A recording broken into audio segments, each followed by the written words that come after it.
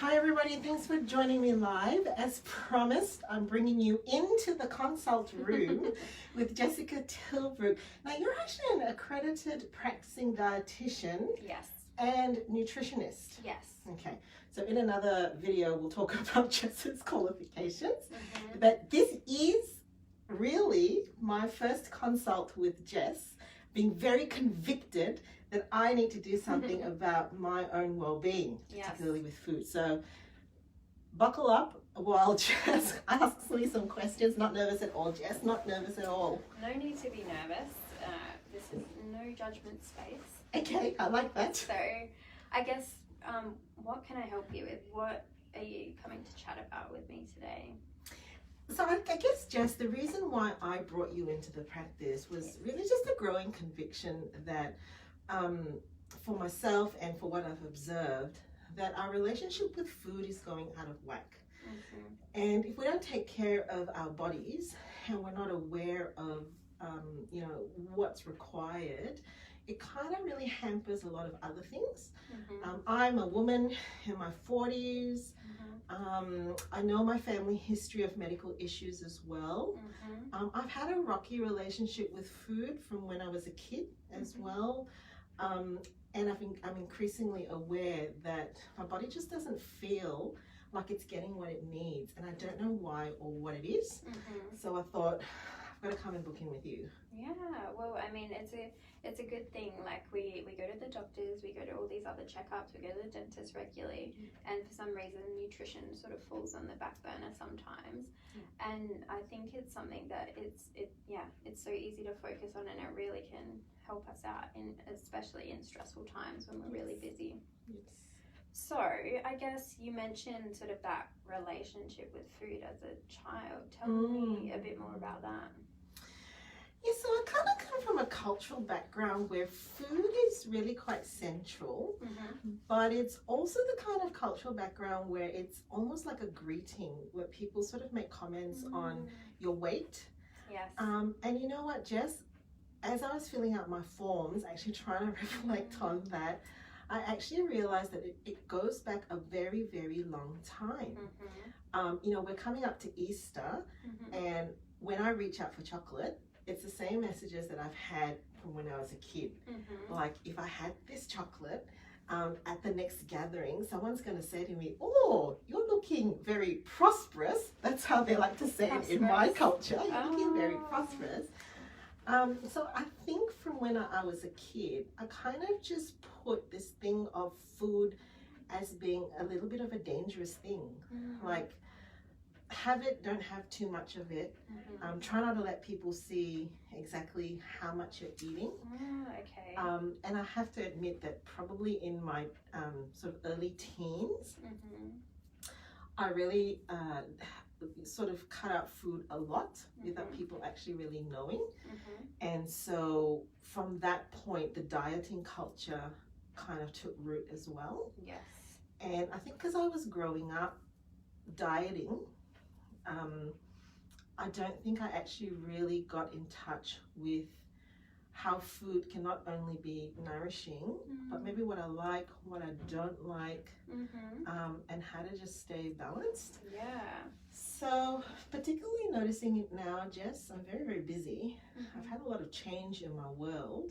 Yes. And I started to actually notice that one of the things I was letting go of was taking care of myself with regards to what I'm eating. Yeah. So that's been my relationship with food. And I mean, there's a lot to unpack there, and it's something that we talk about in sessions all the time. And the first session, we're not going to be able to unpack all of it at once. And I think it's nice to, when we get to know each other a bit more, and when I work with clients, is we unpack that as we go through. And especially being busy, being a business owner, being a mum. Like, there's all these things that are pulling on you, and nutrition is sometimes the last thing we think about. And I think something that's important to note as well, that while it's important, we don't want to have this hyper focus on nutrition as well. And I think there's a lot of guilt around, not being that superwoman sometimes, and not having that, oh, I have the perfect diet, have the perfect life, the perfect everything, you know. And I actually do. yeah. And actually that prompts me to think about another reason I think why I've come in is I've also realized that because of my lack of awareness, especially when I'm busy with food, I do feel at a loss and oftentimes a little bit guilty when it comes to figuring out for the family. Yeah. So as an example, confession, I don't like breakfast. But I make my kids have breakfast. I hope they're not watching this. I don't like having breakfast. And this morning I knew that I had to be here. And so I'm rushing. I haven't had breakfast. Okay. I was feeling guilty about it and I thought I should eat before I see Jess, but I thought, no, I'm not going to do it. But then I had this really weird spiel in my head, which often happens where I'm trying to think, okay, that's me, but I can't do this for the kids. Like I've actually got to think for the kids. What am I going to set them up with? What are they going to eat? And I thought, but that's like just passing on a pattern of this kind of eating haphazardly, do what I say, but not as I do. You pulled the words from my mouth. Yeah. And I think something I like to talk about as well is like, how would we feed a friend or a loved one? And then why aren't we feeding ourselves that way? Yes. Guilty. Like, yeah, I think it's, you think about it, it's, something really good to reflect on. Okay. But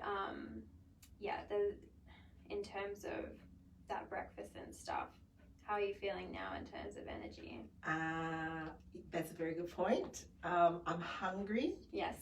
I'm distracted. I'm feeling, interestingly enough, I feel thirsty. Yeah. And my instinct is to want to grab a coffee. Yep. To get that energy. Yeah. Yeah. But because it interferes with my sleep, I'm not going to have the coffee. Yeah. Which means that I'll just stay like this. And isn't it funny how we think, okay, I need energy. Caffeine is the answer. When we know eating the food, we digest it into energy, and that's what powers us through the day. But the thing I don't understand, I'm putting you on the spot here because we're doing it live, but I genuinely have this question. I actually really don't understand why I don't like breakfast. Is it a common thing for people to not have breakfast, or? It's super common. A lot of people, you're waking up and like if you're busy thinking about the day, like appetite is, it fluctuates across the day. In terms of getting to a place of intuitive eating and eating where you focus on your hunger and fullness cues, not somewhere we might start with you immediately, but it's really focusing on that across the day. In terms for you now, and of course we'll have to talk about some other things, gather a bit more information, but we'd really want to focus on that regularity of eating, getting that nutrition in, getting it to be adequate for you, and then we would start focusing on that. Okay. Yeah. All right. Yeah. I guess the other question I did have for you filled out some paperwork before you came in. I did. How was that? Filling out the paperwork, I noticed that I avoided it. Yes. Procrastinated. Yes. Which is telling, right? Which means that I know that I've got some gaps in my my well-being routine. I got stumped with the question of asking me actually what I like and what I dislike to eat. Yes. I couldn't answer it. Yeah, and you mentioned about that dieting culture when you were growing up, and it didn't really allow you to explore those likes and dislikes. I hadn't thought about that. I think you're probably right that a history of restrictive eating. Yeah. And I tried to think about it, like I could think about it in terms of what I'd like to eat when we go out to a restaurant. One of the things that I remember when I was training at university, there was an exercise where they actually got us to do some monitoring.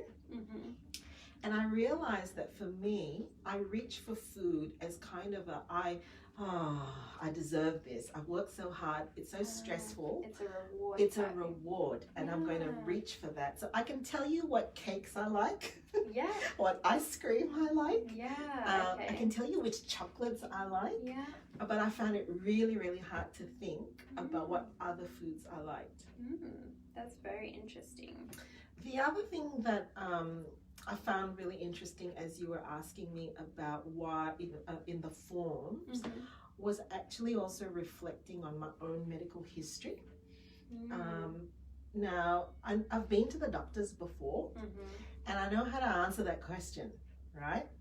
Because, you know, I can tell you on my father's side, on my mother's side, all that stuff. But actually really then wondering, have I dismissed anything else with regards to nutrition or diet? I actually haven't asked my family in terms of any other things, like any hormonal imbalances we may have had in our family history, or even things like intolerances. I actually don't know, Jess, what history of intolerances we have, or even medical history that's beyond just your standard thing of what the doctor needs to know. Absolutely. So I don't know that stuff. And I mean, I think that's normal. A lot of people don't. And things like allergies and intolerances, we know there's, you know, a genetic component to that if it runs in the family, and particularly certain cultural groups, you know, things like lactose intolerant are more common. So yeah, it's good to explore that, and good to, you know, check in with your family members, see what's going on, and also discussing with your doctor as well. Okay. So, because I'm not going to get everybody to know my medical history, we've got a comment. Someone's watching. Hello, Sarah. Because I'm not going to go through the medical history, maybe we could, if it's okay, we could jump to goals, because I have some questions about that as well. And then maybe we'll leave the big wide world. Okay, sure. So I have to admit, I felt a bit awkward booking in, not because you're here in my practice. Like, I think I'm pretty open and I'm okay with that. But I had this gnawing feeling, knowing that my body didn't feel quite well, but feeling like it didn't justify a visit to the dietitian. Like I wasn't bad enough, or you know, like there's no reason, like I didn't want to waste your time, that sort of a thing. And so I struggled a little bit figuring out what my goals were, other than knowing that this is something I need to do.